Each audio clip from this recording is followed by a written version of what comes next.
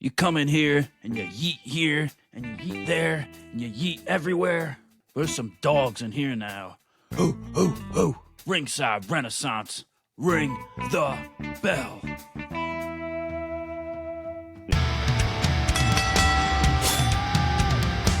are now listening to the Ringside Renaissance Wrestling Podcast.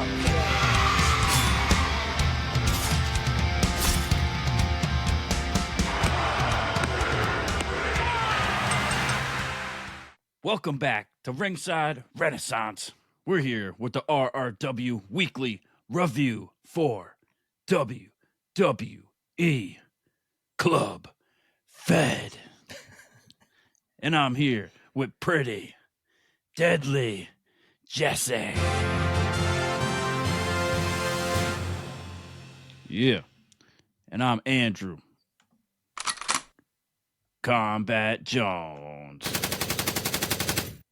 Yeah. Yeeting everywhere. The dogs are out. Ho, ho. What's up, Jesse? Let's fucking go, bro. You got me pumped up. You got me pumped right now. Yeah. Bring in It's the on. juice today to the Oh, yeah. IWC. It's on, baby. We're on and popping. Spooky season's here. We're almost there. We're almost to our special Halloween episode next week. Yeah. I'm excited. I got to prepare for that. I got some plans. Yeah. Uh-oh. Yep. Now I got to ask, are you team meat or team dog? I don't know. I'm both. Like, Yeah. You like to eat for different reasons. I got you. I like to eat and I'm a dog. So, you know what I'm saying? Like, so I'm kind of torn between the two, you know. Variety is the spice of life. So you got to have a little bit of eating and dog in your life, right? Yeah.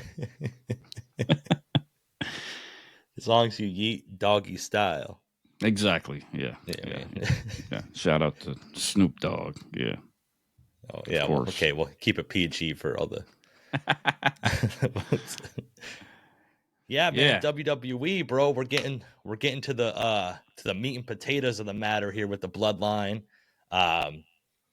We're heading up to the Crown Jewel Championships, which I don't think anybody cares about. I haven't seen anywhere in the IWC or around the internet or even in the arena that anybody cares about this Crown Jewel thing. But yeah, WWE except Cody does. Rhodes. Except Cody Rhodes. The most beautiful thing. The most beautiful championship that I've seen everywhere. That all I can think about. Prestigious diamonds that Corey Graves just keeps talking about and mentioning all so long. Yeah. I eat every time I think about Yeah. that prestigious title. Yeah. But Ooh. straight out these dungeons of podcasts where all these fake wrestling podcasts don't make it back. We're here and back again. And Smackdown kicked off with a huge show. A beginning, at least, in my opinion. Yeah. It was a solid week for WWE across the board, I guess. Yeah, and like I mentioned, we're getting to the meat and the potatoes of things. Bloodline 2.0 came out and had some choice words, and we had a surprise appearance by the Yeet Man himself, Jey Uso. Yeah. Who came out to the ring, and I was a little surprised here. Solo Sikoa sounded like he was trying to recruit Jey to be part of his bloodline. Yeah. I mean, on both shows, too. We'll get into that after. But, yeah, Solo's trying to get Roman to acknowledge him. That was his whole thing, that before the night is through, Roman Reigns will come out and acknowledge him. And all of a sudden, we get, Uso! Dun, dun, dun, dun, dun, dun. Just me, Uso. Yeah, it's on me. Yeah. And the crowd went crazy. Nobody expected Jey to show up. Wow. Yeah, it was rocking. The crowd was rocking. I was yeeting everywhere. Like, forget about it. Yeah. Needed a new box of Kleenex. It was just, Yeah. And honestly, like, I was like, even before Jay came out, like, I was really proud of like Solo's like opening promo. Like, I thought it was good. Like, Solo keeps getting better and better on the night. Yeah. Yeah. They all do. Like, Yeah. Jacob's just Jacob. The Tonga twins, I think, kind of are sliding into the role where they understand and realize where they're at and what they need to do to get this whole thing over. Right. Tonga Loa is the most impressive man in professional sports today. Yeah. But yeah. And, you know, Solo, freaking A. Like I said, he just keeps getting better and better. Like, he's in his element now. He's confident. Like, I didn't expect that. I didn't expect that from him when he first showed up and the whole time with Roman. I thought he was always just going to be like this quiet guy, enforcer, and It's I guess it's in the bloodline. It's in his blood. But man, yeah. When Jay came out, I popped. You know, I was eating everywhere. I was eating hard. Like, somebody walked by my window in my apartment complex. They might have thought I was throwing ropes. Like, I don't.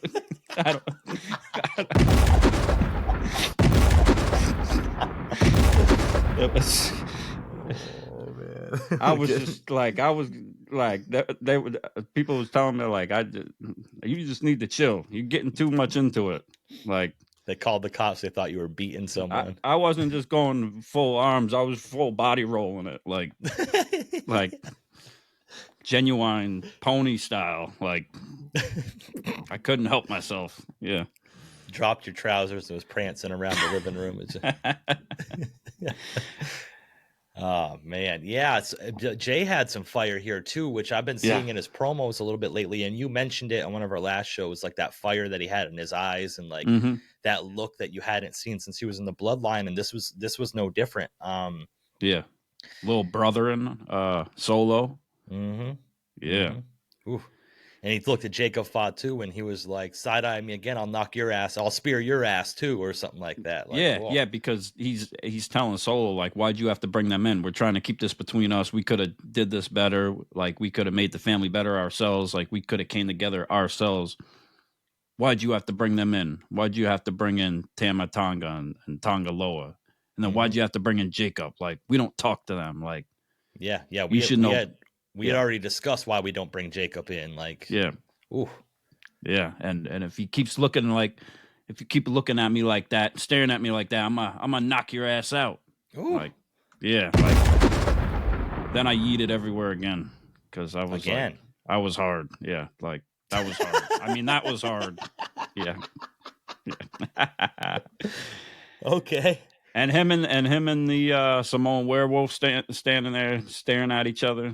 Like, woo, man, it was a hot way to start out SmackDown because you didn't know where they were going to go from there. Because, like, are they going to pull the trigger on this Jey Uso reuniting tonight? Is it going to be down the line? And we've mentioned before, there's a few Raws and SmackDowns leading up to Survivor Series where I think they all will reunite. But yeah, and he said, next time I see you again, it's going to be different. Yeah, and then that was it. That was it. That's it. Yeah. Man. Oh, man. And then after a short pause of Combat Jones cleaning up and probably having to change his underwears, we... the bleach was out.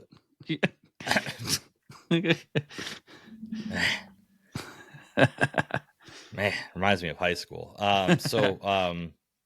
We had a triple threat. Like, this is a short tournament thing, I guess, for the number one contenders for the tag titles. They had DIY, they had the Street Profits, and our very own Pretty Deadly was in the house. Yeah. Man. Wearing those crop tops. Man. WWE fucked up here. You know, I try not to criticize too much unless you watch our AEW videos, and like, man, they didn't even air Pretty Deadly's entrance on TV. I know. Like, and I'm cool with Street Profits. I still like them, but DIY, I'm just over them, man. Like, yeah. Yeah, I really don't get it. I understand like Ciampa is like a Triple H guy and the things surrounding it, but like I'm done with both of them. Like they've both teams have had multiple opportunities, Street Profits and DIY. Yeah. They haven't gotten the job done. I mean, DIY won the tag titles quickly, Right. then lost them. But like, how many times are we going to see them repeatedly over and over again? Like, come up and then fall short, you know? Right. And there's no real story there with them either. It's just no. And everybody wants Montez Ford to kind of go solo too. Like, it's inevitable at this point. You think it's going to happen? I mean, if it does happen, he's going to be the one that goes solo. Right. Okay. Yeah. I don't see the Dante. Shit. Ooh. Yeah. Martin. I don't know, but I know somebody. Dawkins.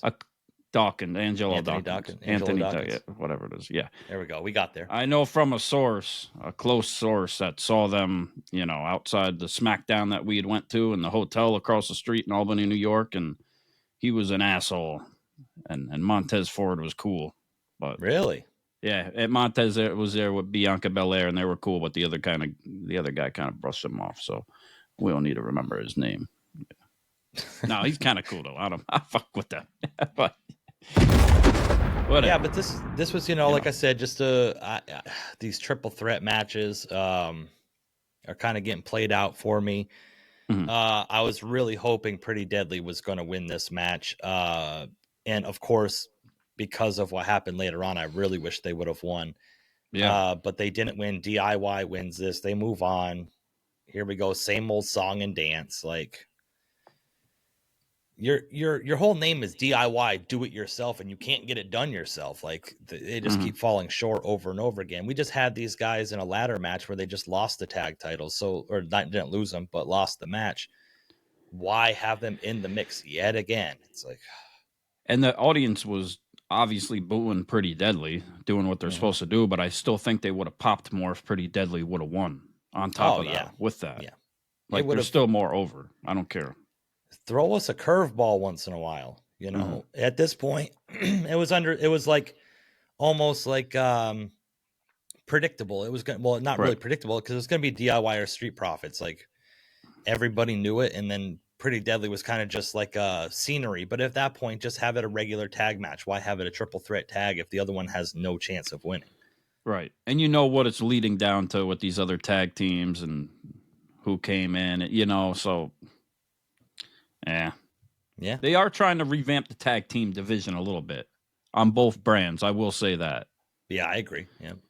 But I think they're doing better with the women's. So, honestly. Oh, for sure. For sure. Yeah. But just look at the star power. I mean, JD McDonough and Finn Balor have the tag titles on Raw. The Tonga twins have the tag titles on SmackDown, which is big, but like they're just kind of, again, like scenery, but like Jade Cargill and Bianca Belair are like superstars, Yeah. And now they're putting over Metaphor with Lash Legend and Jakara Jackson, like mainstays on the show, building back up Damage Control. And then you got all these other Fire and Dawn, and NXT stuff. And we haven't seen the Pure Fusion Collective in a while. True. Yeah. So there's a lot in the mix for the women's tag division. So DIY wins this. They move on. I guess they're going to have a tag match next week for maybe this coming SmackDown for the number one contenders. Then they showed backstage SUV pulls up and we had Jimmy and Roman coming out. Roman showing some personality now. I don't know how like I was really feeling about that at first, but it's cool to see him lighthearted and kind of joking around a little bit with Jimmy and playing that up. He's a baby face now, so he's got to do things like that, but it's not overdone, he's still keeping like a balance with it. He's not showing too much, but he still has that emotion there. Now you can see a little bit, but he's still kind of hard too. Just like Combat Jones. Just like yeah. So they were coming up and they look off screen, and who was there the first time reuniting on screen for the three of them? Jey Uso steps in. Yeah. And just kind of stares him down. We're proud of you. They're waiting to see who's going to yeet first. Yeah. Who will yeet first? We're proud of you. We're proud of you. Yeah. And then Jay just answers, no yeet, and walks away. No yeet. What does that mean? No bueno. Oh, No okay. good. Okay. No good. Just I don't know. Eating is good, good. I guess. So, I mean, right? Yeah. Depends. There's sometimes that I've been really ashamed of it, but maybe not at a Diddy party. Eating is bad, but not for him. Then we had a surprising match. Lash Legend is staying up on the main roster, like you had mentioned, with Jakara Jackson. She took on Piper Niven with Chelsea Green. Her corner. Bruh, I was fucking blown away. Lash Legend's a beast, man. Like beast she picked Piper Niven up like that and was just throwing her around like she a freight train. She a freight train. Like shit. Yeah, because I didn't for a while follow NXT as closely as maybe I should have. Right. So what I've seen of Lash Legend, she was kind of like that ditzy, in my head, like airheaded kind of, she had that kind of thing with Trick or whatever. Yep. But boy, oh boy, if anybody impressed me this past week in wrestling, it was Lash Legend with this match. I mean, Piper Niven, people, sit there and clown her for size and whatever, but she can work. Like, she's a good worker. Yes. Yeah. She's solid. She seems safe. Where like I feel like Nia Jax is reckless in the ring. Like Piper Niven's big, but she's safe in the ring. Yeah, I agree. Yeah, definitely. But Lash Legend really, really impressed me with this match, and it impressed me even more and surprised me even more that Lash Legend got the victory here. Yeah.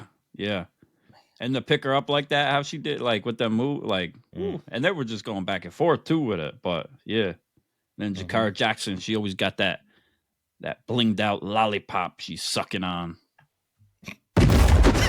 Yeah, Miss Jackson. I am for real. Oh shit. Yeah. Yeah.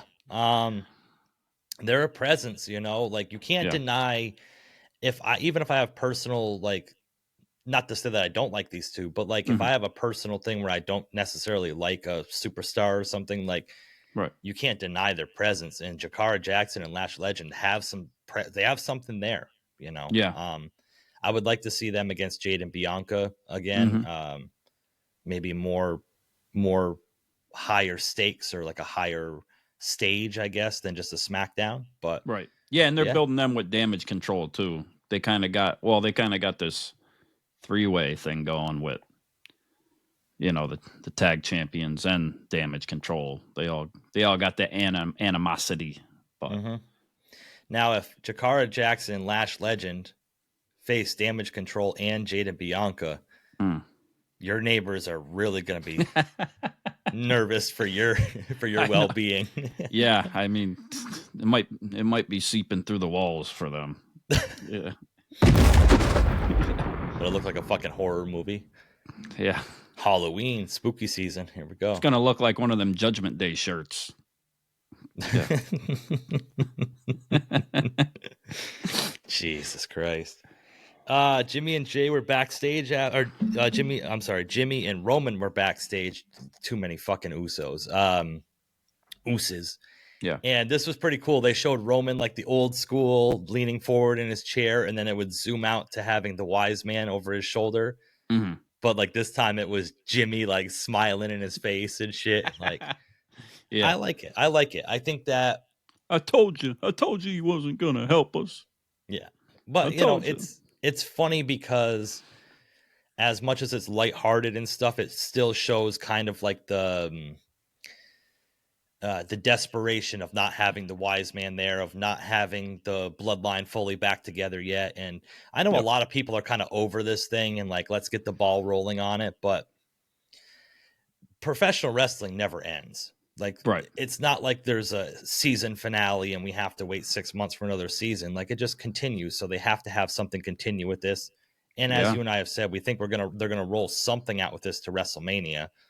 Right. So I kind of like the slow burn. Yeah, as the great Tommy Dreamer says, the show always goes on. Well put. Yeah. I'm sure he's the only one in history that's ever said that. Show then goes we on. had they rolled out the crown jewel championship. Oh, and don't disrespect Lord Stanley with the Stanley Cup. Like, they gotta have a fucking security and a fucking huge box everywhere they bring this fucking thing. Like, I'm not understanding why they're building this up to be what it is. Like, everybody knows that whoever wins it is going to win it, and then it's not going to be. Are they going to carry? Yeah, like, are they going to have their people carry it around for them afterwards? Like, these are my people, and they carry around my briefcase, and it's full of this belt with these beautiful diamonds. Well, I don't get. Okay, so just say either Gunther or Cody wins it. By the time the next crown jewel comes up, one or both of them might not be champion anymore. And then it's going to be champion. So they can't defend their crown jewel championship because it'll be champion against champion again. Yeah. So they're kind of writing themselves in a corner. Yeah. For it to be like a one-off like it seems to be, I don't know. It's just because it's Saudi and it's for the money and, they need the money. It is what it is. Right. They want a championship to say that's theirs. You know? And, I can't hate on it because if someone gave me millions and millions and millions of dollars to display something like that or whatever, I'm not this one to say that I wouldn't take the money, Yeah. In the end, it's a business and they got to do, and that deal is already there and they're only there like once or twice a year, right? For the crown jewel and whatever else they do. So they had the king and queen of the ring this again, but they're only there so often. So they got to make it special for them too. Yeah, and that's understandable. You know what? If they came to our hometown and said that they have this championship for our hometown, we'd pop for it too. So, but I don't think they needed the belt. Like if they would have just told us Cody versus Gunther, champion versus champion, like had like a trophy or something, a cup, or exactly, like. And then they would have carried the cup around, and I still would have been pissed off. Like they're treating it like Stanley Cup because nobody still gives a goddamn care about it. I drink my Wheatley vodka out of my cup. Yeah. Well, here, Pharaoh, you want some water out of the cup, Pharaoh? Yeah, but then we'd be dissing it for. Then we'd be. That sounds like you eating. Yeah, but then we'd be dissing it for it disrespecting Lord Stanley again because it being a cup. So I guess we're just never happy. Just leave it in New York. Let's just get it over with. That's right. Yeah. So then we had Kevin Owens doing like a pre-tape promo in his car. Yeah. About why he's doing what he's doing, and I don't understand why WWE is so mad that I just got in an altercation with Cody Rhodes and popped him a couple of times in the face outside his tour bus. I'm really starting to question this company and whether I want to be here because how they're treating me because of it. And the biggest thing of all is how Randy Orton betrayed me because he's taken Cody Rhodes' side. Like I can't believe you would do something like that. I kind of agree a little bit. Like, yeah, it's interesting because it's like trying to get sympathy for your heel, but I'm like, I understand like the vain attempt to get sympathy from a heel, but like I'm getting sympathy for the heel. Like, right. Yeah, it's true. Like, why are you taking a side, Randy? Like, well, I guess Randy didn't take his side. He's just trying to talk some sense into Kevin Owens to play devil's advocate, right? But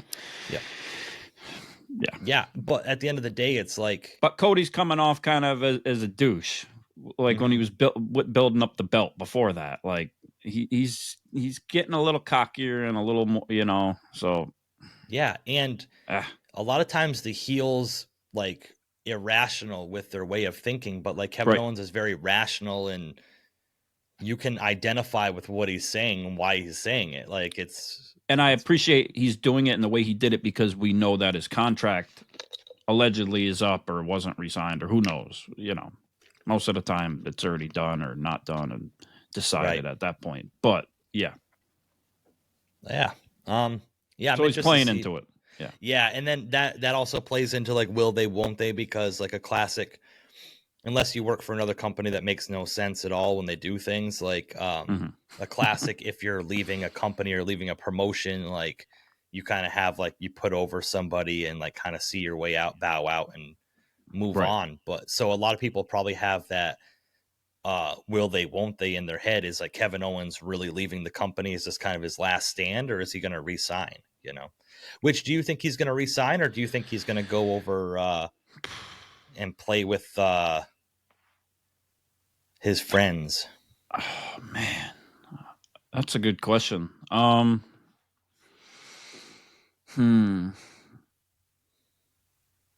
think I can't just make it.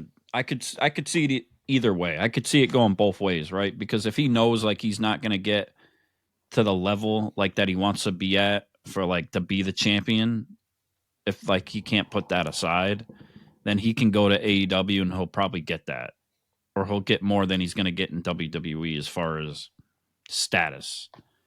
Yeah, well, but he's been very loyal up to this point, though, right? Yeah. Too, and he's very well respected in WWE and backstage. And I believe he already re-signed once since AEW's been around. Like there was a rumor going around a couple of years ago that he was going to leave, and he re-signed with WWE. So like, I think that would have been the time to make the move when he was a little bit younger, and there wasn't so much talent right over there that already have their own thing going on. Yeah, he'll get lost in the mix there too. I mean, he can join up with the Bucks and do this and that, but and I really want to see Kevin Owens and CM Punk.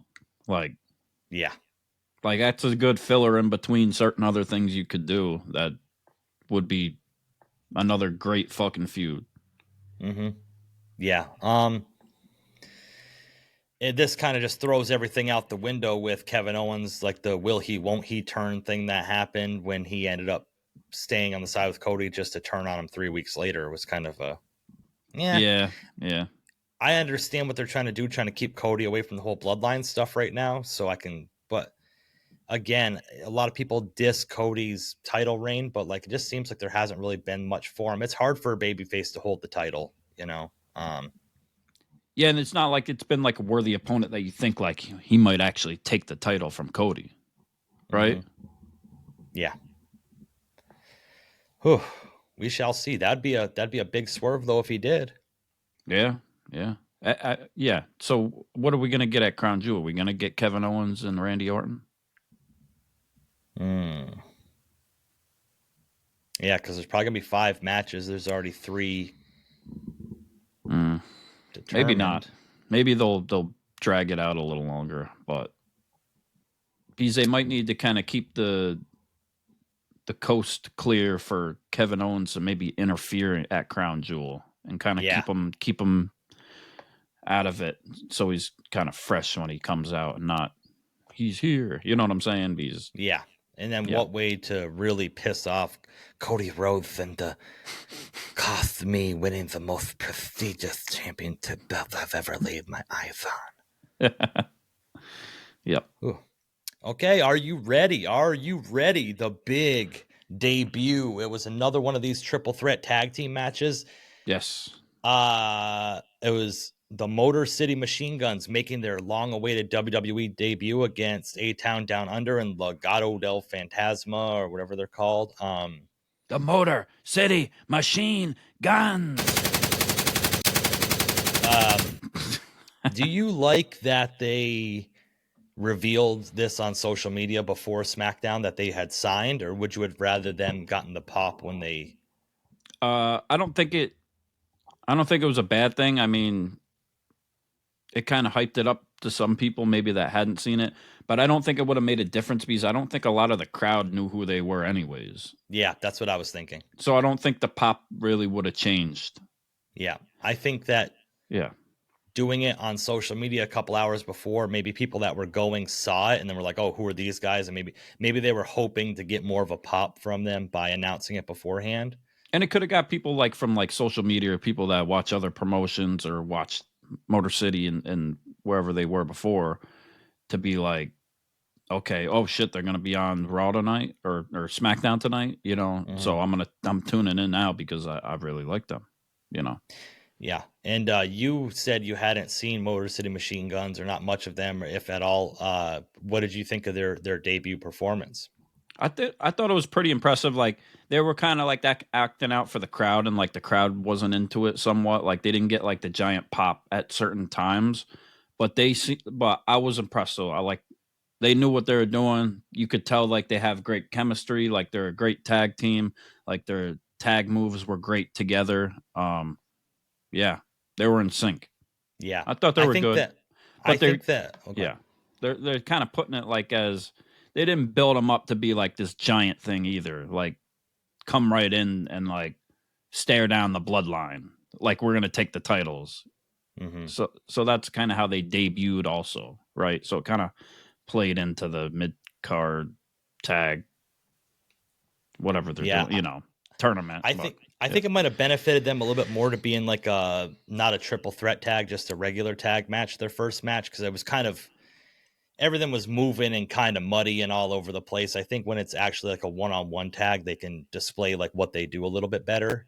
And they did. I wouldn't say they got buried, but they took some bumps though for sure too. Mm-hmm. Throughout the match, like they weren't just overall dominant and just fucked everybody up. Yeah, and they're really good at selling. Their presentation in ring is going to be really good. I think once they start establishing more, and like I said, having some solo tag matches, like people will start to see a little bit more what they're about. And I want to see what they're about as far as like promos too, or like on the mic. Right. Like if they can separate themselves. Because a lot of tag teams, a lot of times you just see them in the ring and that's like their thing and that's where they do it. But sometimes you got to be able to obviously have a promo and put yourself over. And it's a little bit different when you're doing it as a tag team compared as a solo superstar competitor. Mm-hmm. Yeah. Yeah. And like, I think that in a lot of ways, like, I mean, the last time I saw them live was like 15 years ago. So they're older now. They probably can't do as much as the flippy dippy shit because they were really innovators of that kind of style. Really? Okay. Not really innovators. I mean, they'd already had wrestlers doing that style, but like modern day wrestling, like high flying style. And I think that's kind of not their bag anymore. So I think they're kind of more technical now. Yeah. But I think they could still mix it in when they need to. So it's going to be interesting to see. Yeah, they looked pretty impressive for being that old too. Like when you said, you know, like when I heard like what, you know, like you said, you saw them 15 years ago. They still look good for that. Yeah. Yeah. They were in shape. That's for sure. So, yeah. And then I guess Motor City Machine Guns won that match. I don't think when they came out and debuted, many people thought otherwise what was going to happen. And they won the crowd over too. They did. Because if there was people in the crowd, like at the beginning, like I said, it wasn't popping off. They weren't getting that reaction. By the end, they did by showing off their, you know, what they could do. Yeah. Yeah. So I think moving forward, I think they're going to be very effective in the tag division, if nothing else, to bring some credibility and having a credible tag team that's been together so long. They went on their solo runs for a little bit in Japan and stuff, but I think that they're a credible, like viable, reliable tag team that's going to help moving forward in the tag division. Probably help the locker room too, like behind the scenes too. And right? Yeah. Because cool. at the end of the day, I mean, when you have your players like Orton and Cody Rhodes and Kevin Owens that have, in like Roman Reigns, that have been around the block a time or two, but there's a lot of young talent in the locker room too that probably need. And you need these veteran tag teams too, right? Not just veteran solo, people. Yeah, sure, definitely. Yeah. We also had Nick Aldis say that we're gonna have Game 7 of Carmelo Hayes against Andrade, I believe this coming Friday on SmackDown. The fries will be in the bag. Shout out to all the churro love on the internet, churros. Man. We weren't sure about that, but hey, it seemed like it got a good response, bro. Keep it up, you know. I had them again, and I will say they did redeem themselves. I did have the churros once again. They did put the churros in the bag. Okay. And the chocolate dipping sauce. I got to check that out. I've never had them, I don't think. Yeah. Yeah, so the drive-through guy at Burger King probably listens to our show. Shout out to him. Yeah, he did the right thing this time. Then we had Roman Reigns. This was the end of SmackDown. Roman Reigns came out to the ring and he called out Solo Sikoa to the ring for a face-to-face. Yep. And he told Solo Sikoa that he acknowledges him, but that wasn't enough. Yeah. Solo Sikoa wanted him to acknowledge him as the tribal chief, and that he tried to trick him a little bit, tried to blow a little bit of smoke up his ass, and so I was like, there you are. Mm-hmm. I knew you were there. I knew you wouldn't do it. Like it was clever.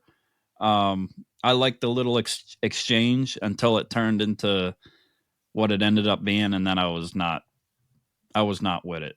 I feel like it was just the same what we've got to end the show like 5 times now with Roman getting his ass beat by the Bloodline. Okay, so you didn't like that, the whole him and Jimmy coming out and getting beat up. Well, Jimmy I didn't like the getting beat up dragged part. out. I loved it. I loved like the promos and what they did on the mic and stuff. I thought that was great for the story. And I don't know what else they were technically supposed to do. I guess they had to get beat up to see Jey not come help them. You know, Jey gave him the cold shoulder, and you had to make the point be made and shown. But it's just the same. It's just the same thing we've been keep getting to end the show like that. You know? Yeah. I don't mind it, I guess, because there's not much else they can go to right now. I mean, you don't want Roman to end up on top because they need that desperation for him to work out with Jey Uso moving forward and maybe bringing in another piece, another honorary Uso to help them out. True. I think if they ended up on top, then it would be unnecessary for them to seek out or to really try to pull the strings to get the rest of them in. I agree to a certain extent with it just being the same beatdown shit. I mean, could they have wrote it a little different? I'm not saying like Roman would have had to go over, you know what I'm saying? But could they have just wrote it a little differently that, like, can they just have an exchange without this beatdown and getting beat down at the end every time? Yeah. I don't know. Probably not. What else are they going to do, I guess? But, yeah. Had to be something. Roman going to leave and having his SUV destroyed or something. Just exactly. Blow it up or something. Blow it up. Yeah. Run a semi truck into it or something. You know, the Bloodline, tour bus. I don't know. Yeah, so that was the end of SmackDown. Were you expecting Jey to come out at that point? Like, what were you thinking, like, when the whole thing was going on, like, what was going to happen, or if there was anything else that was going to happen to it? Yeah, that's why it might have seemed like a little anticlimactic to me a little bit, because I thought maybe we're going to get the music, and then he was just going to give him the cold shoulder or something. We just didn't get anything. So it just kind of, sometimes when the credits come and you're just like, you're watching the movie and it just ends and you're like, that's it. Mm-hmm. So it wasn't quite the cliffhanger, but it was because you know what's going to happen because Jey didn't come out and help. Right. So we kind of proved this point, but yeah. And that is the cliffhanger, because if we get that, once we get that reuniting of Jey and stuff, where are they going to go from there besides War Games? So, and like I mentioned earlier, we still have a few weeks to go here. So, yeah, I wasn't totally upset with it. Like you said, I think that there should have been a different kind of way to go about it instead of the same old beatdown. But I think it made sense going into Raw how it worked with what they did. And it's interesting to see Roman so vulnerable. Yeah. Like, because he put the Ula Fala back on again and then got a low blow, and because he did get some offense. He started beating up the Bloodline until he focused on the Ula Fala, and then that's what I didn't like was the Ula Fala part. Yeah, too, because he's just done that before. He puts it on, and then as soon as he puts it on, I don't think he should have put it on until he regained it. That would have been monster to have him keep teasing putting it on, but that's twice now he's put it on just for it to fall off him. Yeah. We had no yeet at the end of SmackDown. So you yeeted so much at the beginning that there was just nothing left at the end. Nothing. Yeah. Just shooting blanks. Shooting blanks. Yeah. Click clack. Yeah, click clack. Let's clack on, wherever the fuck you want to call it. I'm running out of things to segue us over to Monday Night Raw.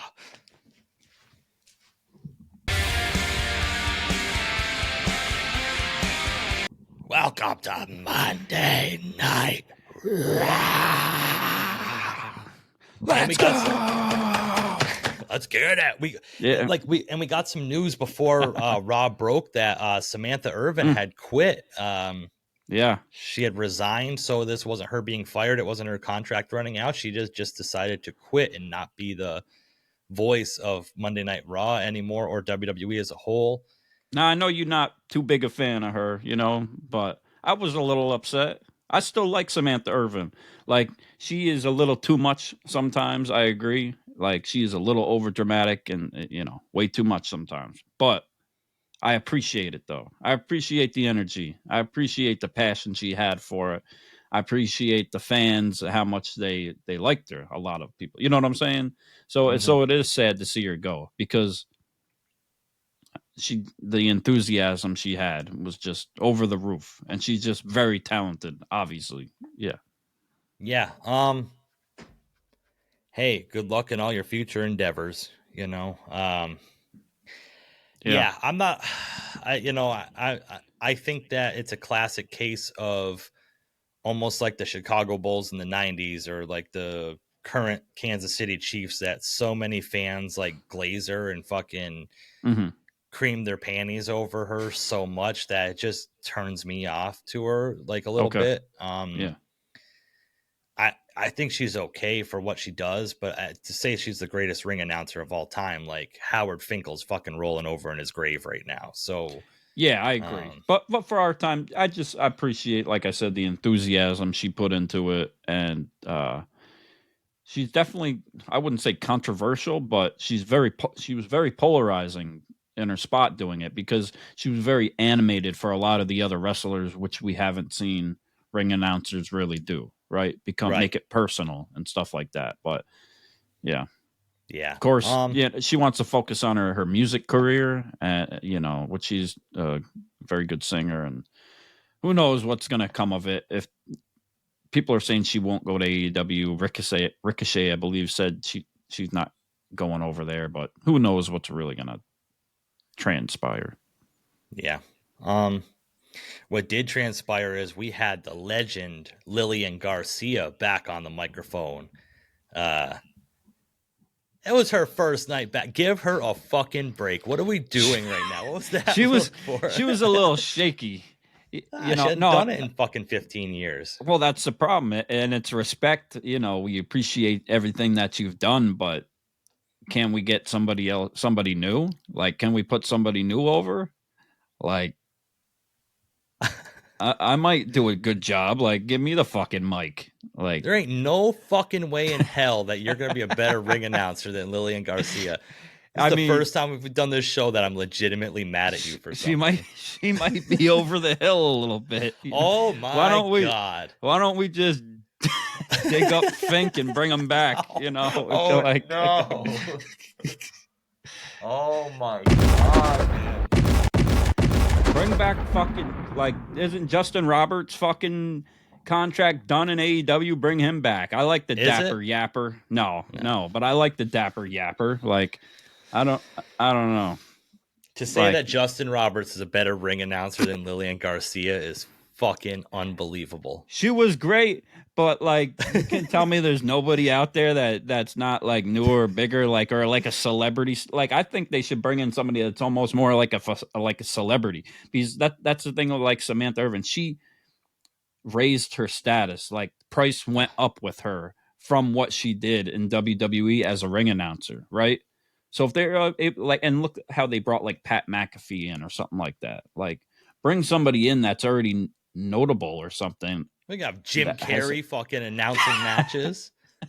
The fuck are we talking about? I don't know. right I'm now? not. I don't got the answers. I don't got all the answers, Sway. You don't got the answers, Sway. But like you could try something now. It's show You don't business. have the answers. Don't ask the questions. What the Yeah. fuck are we talking about? You know what the answer is? Lillian Garcia. But you also got to think like maybe they were thrown like a curveball with all this or taken, I think she's just interim. I think she's just filling in. I think she's just filling in.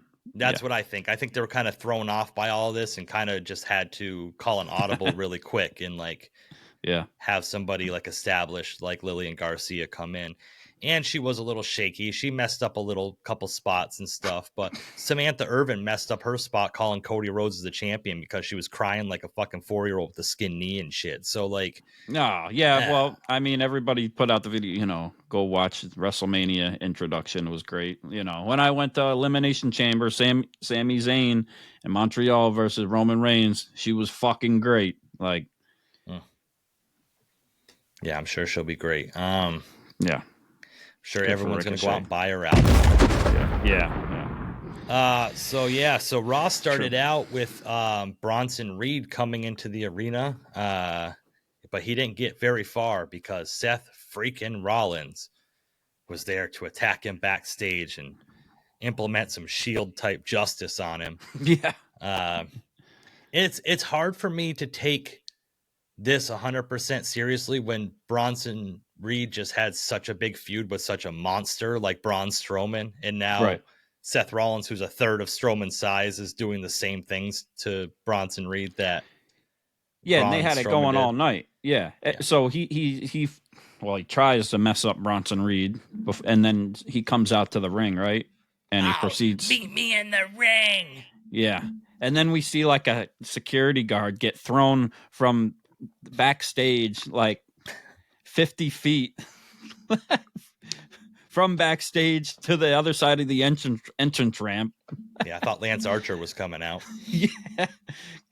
Props to that security guard for taking that bump, man, because Bronson Reed threw that dude. Like, I don't know if he just chucked himself, but it was good. I'll give him that. Yeah. But they've just fought the whole Raw, man. And Adam Pearce, it is what it is. We knew what we're gonna get. I can't say I'm not like.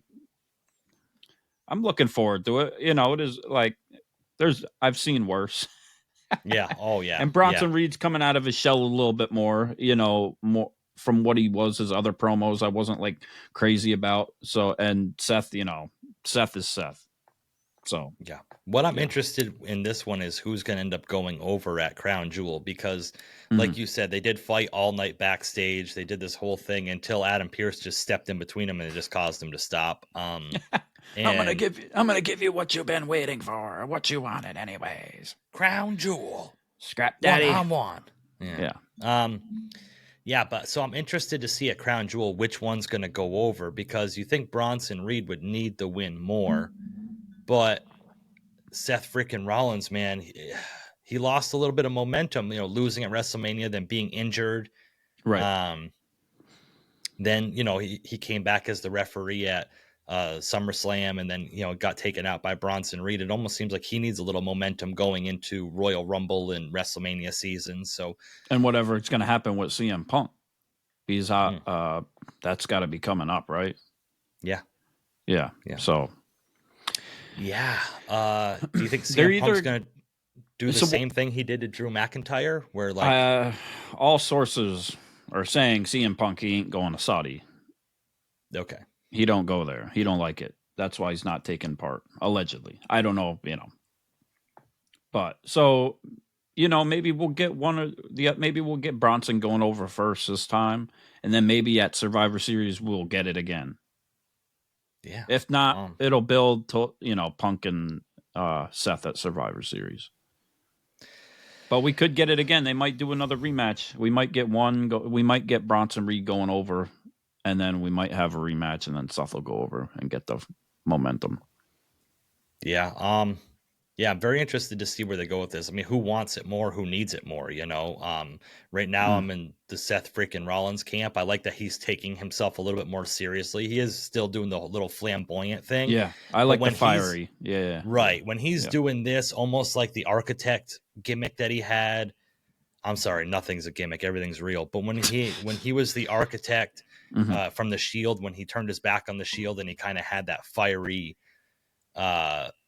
heel kind of thing to him. Not saying that he's a heel, but like I like that a lot more than the coming out and godding up the crowd and right. And he was even doing that like not too long ago, a few years ago, you know, WrestleMania at what was it, MetLife or whatever, when he beat Brock Lesnar in the first match. Like he still wasn't all, he was still he was the architect still, but he wasn't all flamboyant, but he was still over with the crowd. So yeah, he can still bring that fire and go back to that place without being too over the top. Like I don't think he can help himself at this point from wearing the duck boots or whatever, but you know, I'm sure he'll come out wearing them big Hulk Crocs next time, or Uggs or whatever the hell they are, you know, but yeah. Well, shout out to him, I guess. If you're as established as he is, you can dress how you want.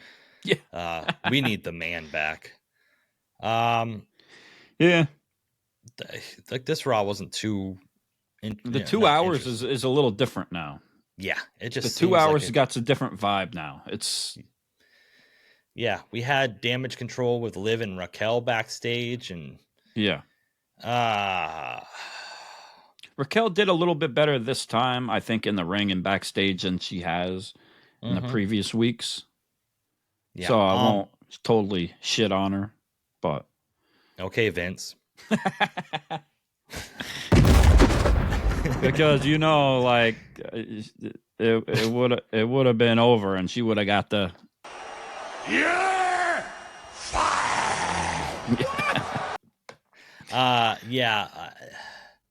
I think that Liv Morgan has transcended the WWE universe. I think she's very talented in the things she does, and I think she's just become an absolute superstar. And I think she should resign and take the same path that Samantha Irvin took. So I don't have to see I was like, where are we going with this? I was like, holy shit.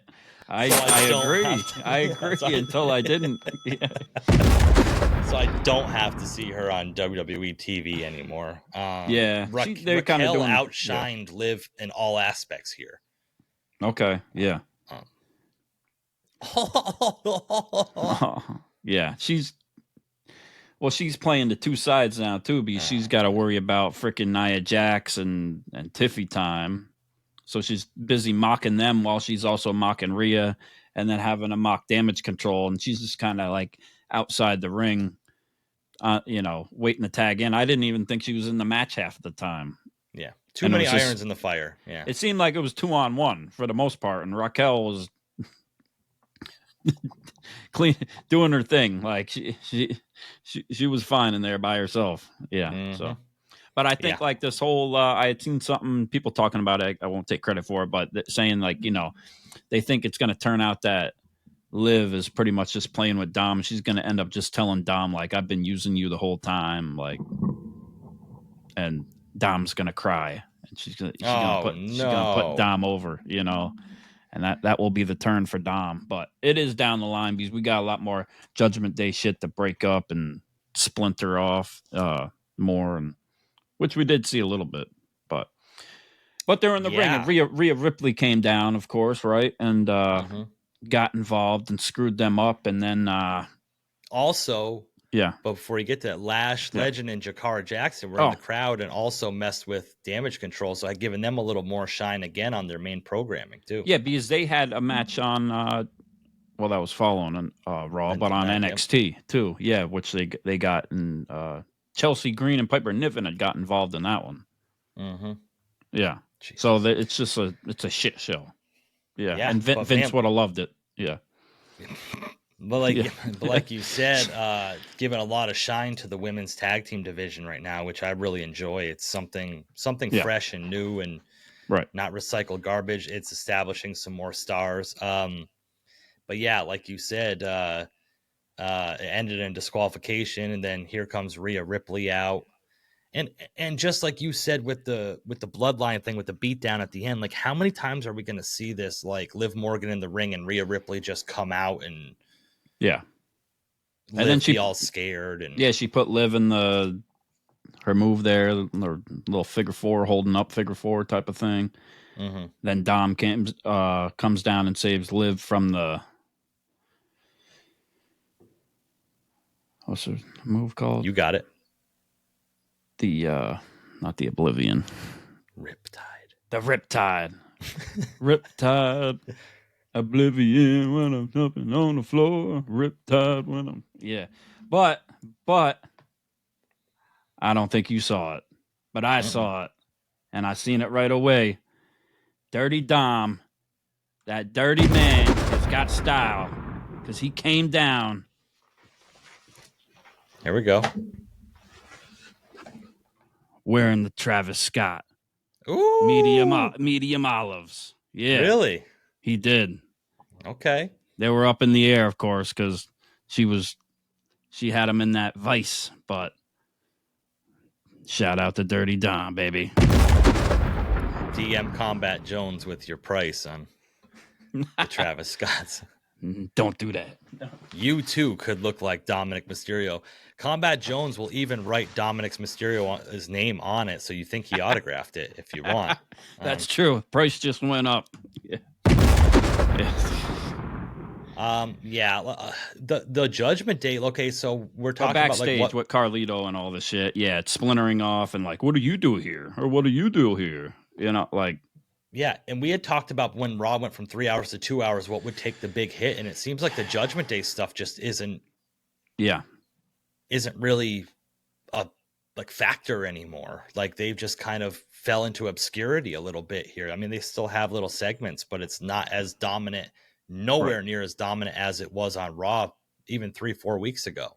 Yeah, they don't got as much time. It's way quicker, and some people are getting their shine in their time. Like Seth is going to get it with Bronson Reed, but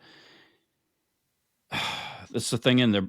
Thing is, they're bringing in these other people too, right? Like you said, you got Metaphor, because you used to see them back in them.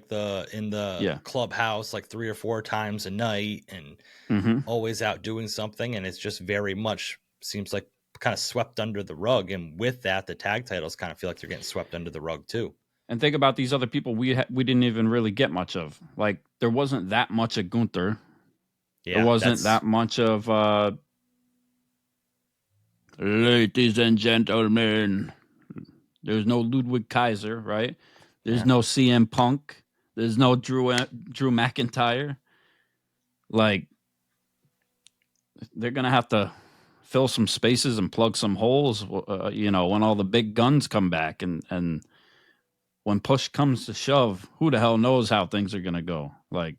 You got to put on the best show at the end of the day, and for like Gunther being the world heavyweight champion and not being featured like heavily on the show is just mind-boggling to me. I mean, there's some of this stuff like the extension of all the backstage fighting between Seth and Bronson Reed. Like some of that stuff can go. Like anything with Liv Morgan can go. Like and put Gunther on more. It's a little bit confusing to me. And then we had the New Day facing the Authors of Pain, the AOP. Xavier Woods is constantly in this will he won't he thing. Karrion Kross came down to the ring. The Miz just showed up ringside.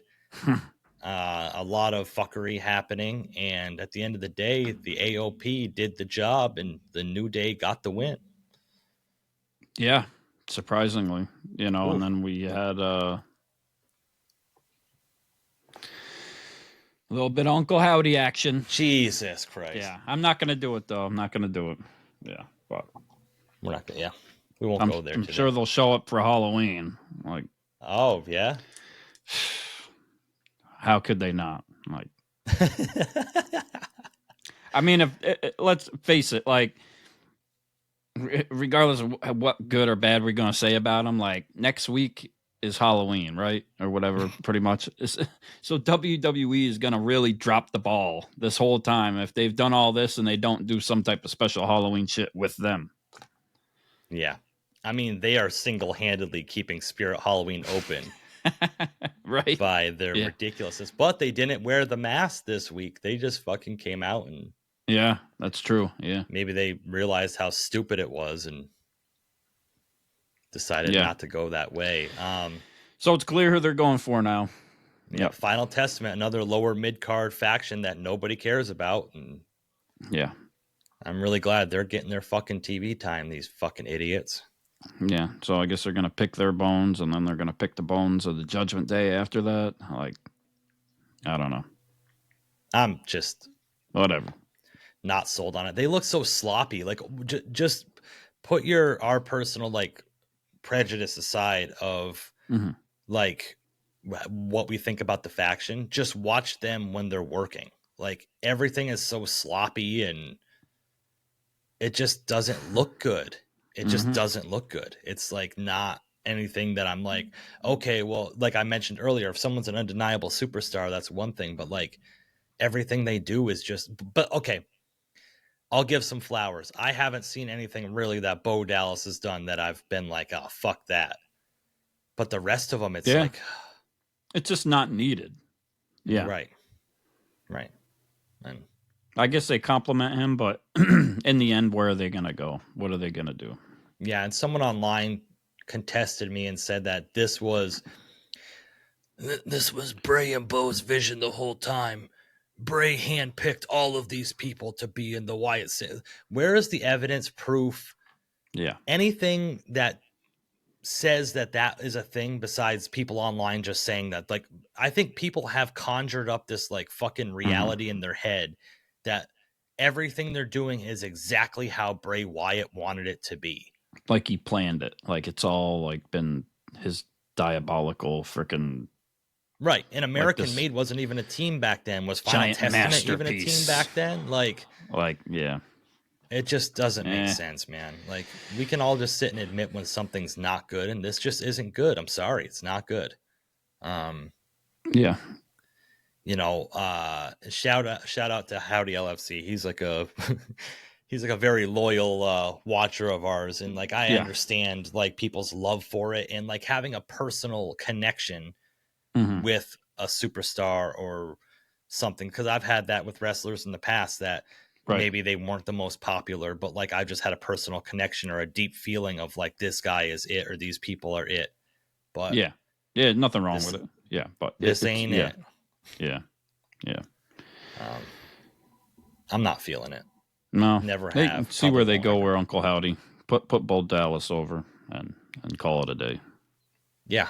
I mean, they were talking about bringing more people in with like Braun Strowman and then Alexa Bliss, and it's like they got too much now. It's just overdone now. Why bring more people into this dumb nonsense? Really catering to that emo audience. They really want the dark goth kids coming, you know. But Hot Topic sales have fucking skyrocketed since they came back. That's that. Yeah. Shout out to everybody that this is for them. It's not for me. I really hope, like you said, they're all going to be in the Royal Rumble and they're all going to get fucking jobbed out in the Royal Rumble. And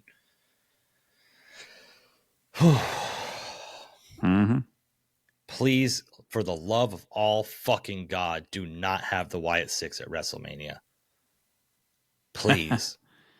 I mean, Uncle Howdy's got to have a match. They haven't had a match at any pay-per-view yet either. PLE. They haven't had one PLE match. But it's crazy for the amount of time that they give them for TV time, you know, and promos and QR codes and all that for not having any PLE matches. Yeah. Sooner or later, it's got to happen. Yeah, and then The Miz got sucked into this too because Final Testament only has 3 men in the group and they have to have a 4th, so they're just randomly putting The Miz in with this so he gets beat up too. Yeah. So the whole concept's just not making any sense. Like, yeah.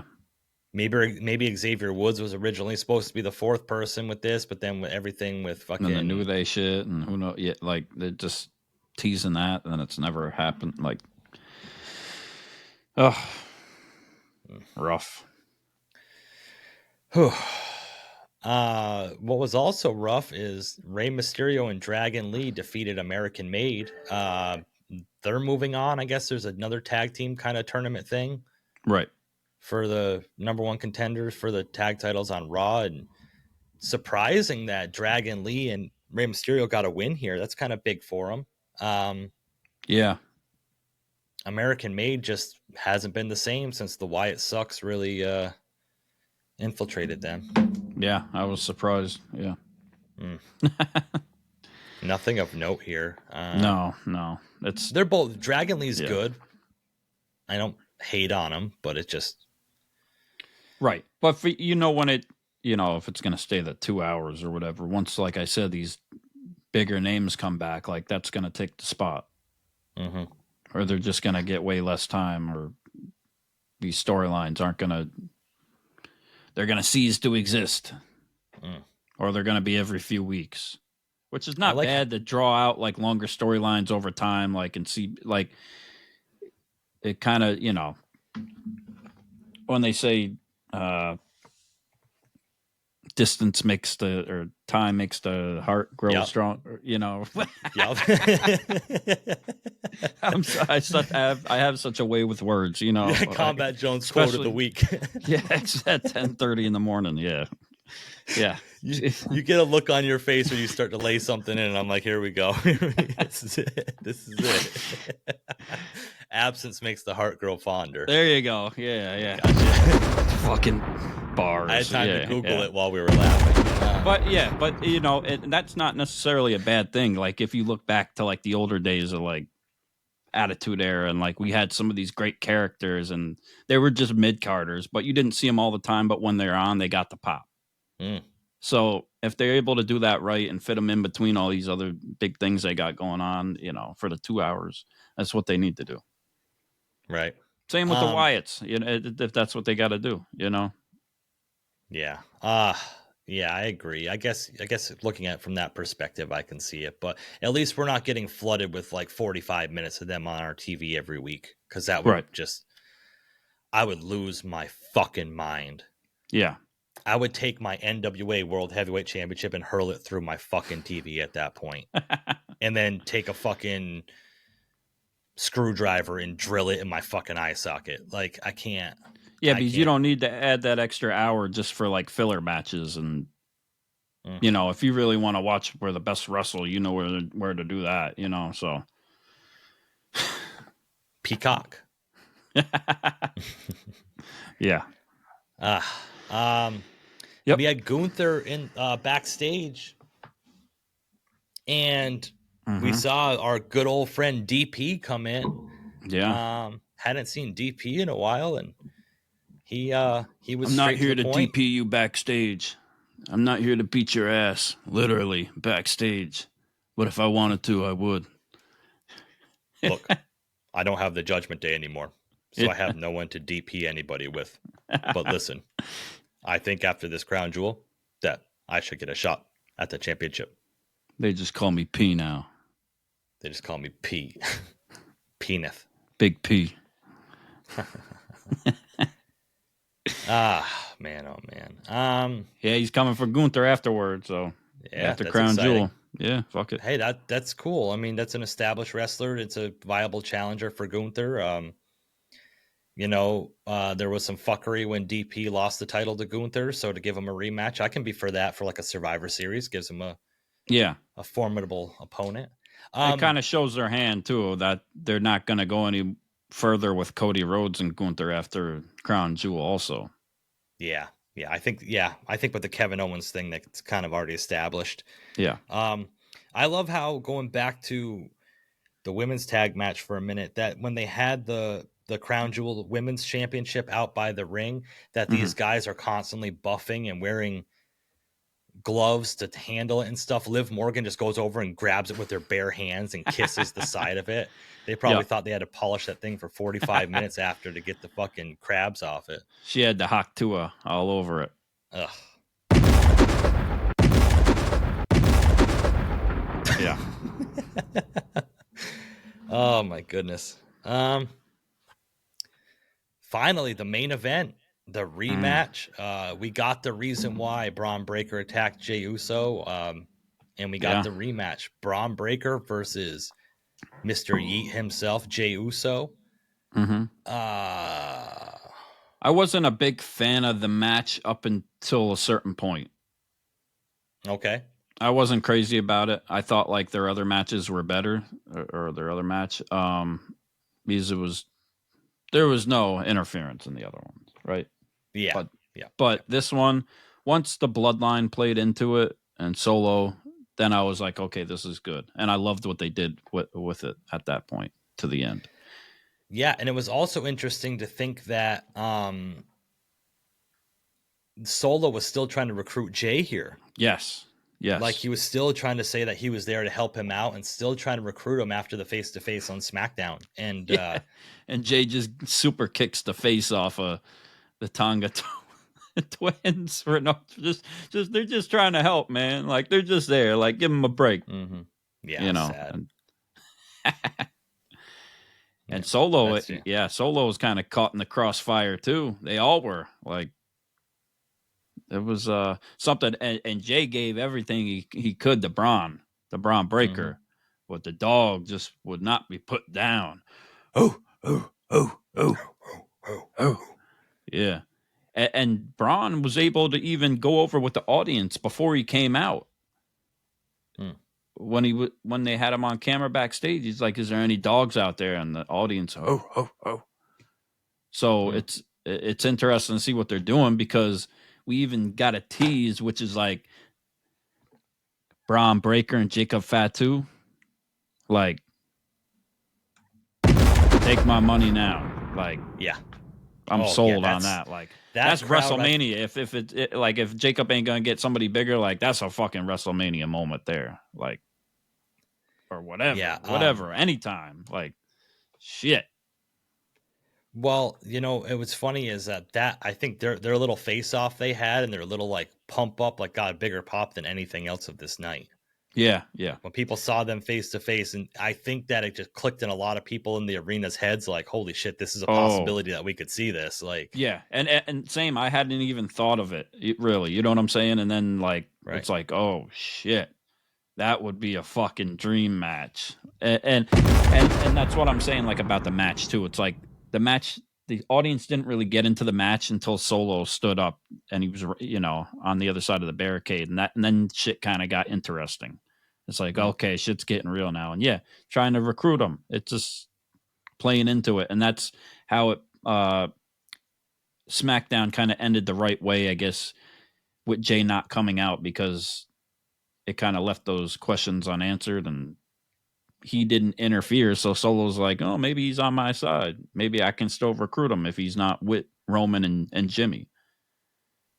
Right. Wow. But Solo ate a spear, like, for Jey. I mean, Bron don't care. Bron just wanted the title. He got that little sick smile, Jacob Fatu now put Jey on the table, but it. Yeah. Now, did you think that during this match was Jimmy or Roman was going to come out and help Jey retain the Intercontinental title, or do you think that straight up you thought that Bron was going to win? I wasn't seeing it. As soon as I saw the bloodline out there, I was like, Bron's winning. And then, when Jey hit the splash and the spear on Bron and he kicked out, yeah, because Bron was willing to go way farther this time than Jey went the last time when Jey was able to win, because Jey like speared him through the freaking barricade last time and did all that extra shit, right? And it wasn't happening this time. And Bron kicked out of everything Jey had. So, and then with the bloodline, like it muddied the waters and it pissed Jey off, and they interfered and tried to help him. But you know what? That's pushing him to Jimmy and Roman now. It just cost them the title. Yes, I think that would have. I think because Bron's whole thing is you can't do it without your family. So if they came out and helped, right, I think it kind of would have further kind of put that split in there. I think that Jey needs to kind of feel the desperation of them all needing each other, right, for them to come together. I don't think this hurt Bron Breakker with the way the match ended. No. Yeah, and it was full circle, like you said about the whole family thing, right? Because Jacob Fatu Samoa dropped Jey on the table, and then Bron kind of got up and got that smile, and like the gears started turning in his head. And that's when you started thinking about that whole line, that promo about him, about Jey needing his family and everything like that. And it kind of worked against him, and it played against him the oppositely, but it kind of jinxed him. And then Bron brings him in the ring and spears him, and it's over. So it was kind of a full circle moment with that coming to fruition. Yeah. Yeah. I think that tied into what Bron was saying too, with like, oh, you needed your family to win, but his family's what screwed him over. And like, right. I think there's a lot of moving parts there. Maybe there's some stuff that's going over fans' head or even our heads about like what they're trying to portray on the TV show, because we're spoiled as wrestling fans. We have everything spelled out for us. So the little nuances kind of like get lost sometimes. Yeah. I think that it was a good idea to not have the IC title go into the Bloodline feud, because then you're tying up the title. Yeah. Yeah. And it was a way of, a lot of people were mad. They're like, oh, somebody had mentioned it to me. They're like, I can't believe they just gave Jey the title to take it away, and I understand, but at least, because if you look back to like Money in the Bank, people were very mad Jey didn't win, and Jey hasn't got his flowers as being there so long and as a solo competitor by himself, being main event Jey Uso. So them giving him the title at least for a little bit and giving him that big win over Bron and giving him his moment, it kind of cemented his status and put him up a little bit higher. So when he does go over with Roman and Jimmy, like, and reunites it, he seems more of a factor too. Yeah. His credibility, And they gave him the flowers. So they, yeah. And you think Braun Breaker's first title reign didn't last that long either. So, right. Yeah. And now it makes him a 2-time or 3, whatever it is. So is it 2-time or 3-time now? Yeah. 2-time. 2-time. But, so it adds to his credibility too, because now he's 2-time IC title champion. Yeah. I think that this is just a good moving forward. Everyone knew Jey was going to go over to SmackDown for a while and do that whole thing. And it plants seeds for fucking Bron versus Jacob Fatu down the line, if they want to do it. So, man. So there you have it. That was SmackDown and Raw for this week. Looking forward to SmackDown this Friday. We have, like I said, Andrade and Carmelo round 7. I think we're going to have the Motor City Machine Guns against DIY. Obviously, more Bloodline stuff. Yeah.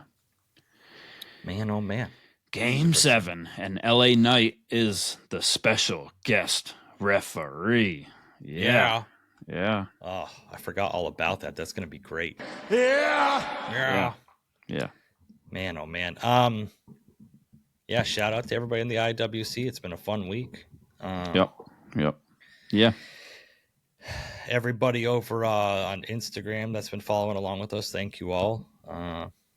Boy, oh boy, we got a whole bunch of people that we constantly want to sit there and thank for our support and stuff, but our dumbass brains, I guess, never remember half of them. So, yeah, thanks everybody for the support out there. Yeah, we hope you're enjoying the ride and enjoying wrestling and everything else. Enjoying life.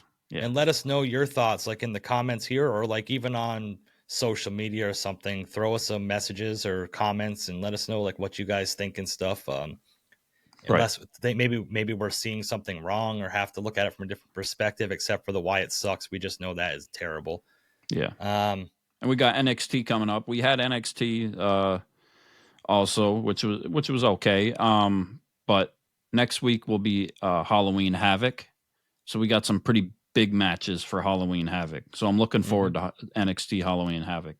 NXT has been doing a great job at promoting their shows and adding extra little things to it to make people want to watch on the CW. And I wasn't sure how it was going to kind of work with the CW, but it seems like they're kind of elevated now. Yeah. I've been wanting to watch NXT more. So props to them there. Feels like a lot of momentum behind it. Yeah, really does. Yeah. And like you said, it just seems like it's weird how it grew seemingly going from USA to the CW. Yeah. I don't know how ratings and stuff are going to go doing that, but it just seems, and they're going on the road. It's not at the Performance Center every week. Right. Like going and doing some live shows around and stuff, I think is really helping with the atmosphere. And Definitely. Yep. I got a segment I want to introduce before we leave. Okay. This is a cool thing. I can make a cool like graphic for it or something. We should get. I'm going to hit you with a random wrestling fact. Oh, okay. Every week, or maybe a quiz question for you to answer. Oh, jeez. Sounds like entertainment. We got it, bro. We got to step up our game here. We're a force Don't ask for in the a quote. IWC now. Jeez. Yeah. So this one, I'm just going to give you a random wrestling fact. I got a whole bunch of them, but I can just wrap off a bunch of them. But this is one because of, if nobody knows, I'm a huge Roddy Piper fan. Do you know that the first clean pin that Roddy Piper got against him in WWF did not happen until 9 years after he debuted in the WWF? Really? He debuted in 1983, and he didn't get a clean pin against him until Bret Hart pinned him for the Intercontinental title at WrestleMania 8 in 1992. Wow. Damn. Yeah, because there was controversy for the original WrestleMania, right? Ended in DQ, yeah. Yes, because he didn't want, and they didn't want, or whatever, with Hulk Hogan and Mr. T, correct? I think they pinned Mr. Wonderful. WrestleMania 2 was the boxing match with him against Mr. T. Oh, okay. Yeah.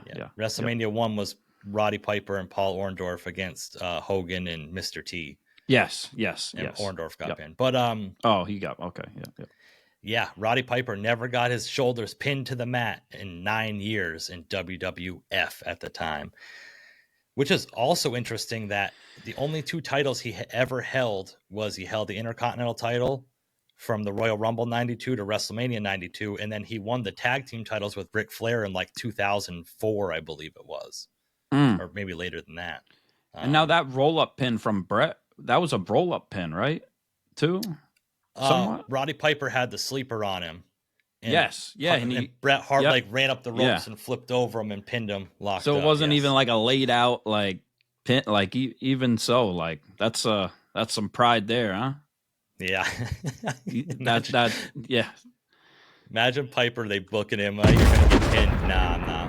Not like that. Not like you're gonna have to pull some special shit over me with Bret. Yeah. Like. But shout out, and that's how highly Roddy thought of Bret back in the day to put him over like that after nobody's pinned his shoulders to the mat, to have Bret finally be the one to do it. Yeah, that's cool. I remember that too. I remember seeing that one. Yeah, it's a good. I believe that one's in the video game. Also, they just said done. Oh, maybe cool. not. Is it? No, maybe not. I don't know. I remember watching it recently though. I know that. Yeah. Do you know that? Here we go. This is one off the top of my head. Jake the Snake Roberts never held a title in the WWF. Okay. Yeah. There's a I lot guess I of can't remember him holding up a title. Now that I think about it. Yeah. No, there's a lot of crazy, like, interesting facts when you think about it. Shout out to him for putting Stone Cold over in the King of the Ring. John Laurinaitis, our old friend Johnny L, has more 5-star matches from Dave Meltzer than Kurt Angle does. Really? John Laurinaitis. Yes. John Laurinaitis had 2 5-star matches in his career, and Kurt Angle has never had one. Damn. We really need to do an episode and break down some of these 5-star matches one of these days, or just read them off. You know what I'm saying? And be like, this is interesting. Yeah. We should rate Dave Meltzer's ratings. Yes. Oh, absolutely. I'm so down for that. Yeah. I'm so down for it. Yeah. Let us know what you all think. Yeah, let us know. Cool. I like it. Good idea. Good facts. Yeah. Thank you. Appreciate it. Yeah. Jestradamus in the house. Nah, it's Google search in the house. Yeah. So shout out to everybody out there. We hope you enjoyed it. We hope you enjoyed your week. Hope you had a great time watching. We always have a great time. Mm-hmm. Reach out on social media.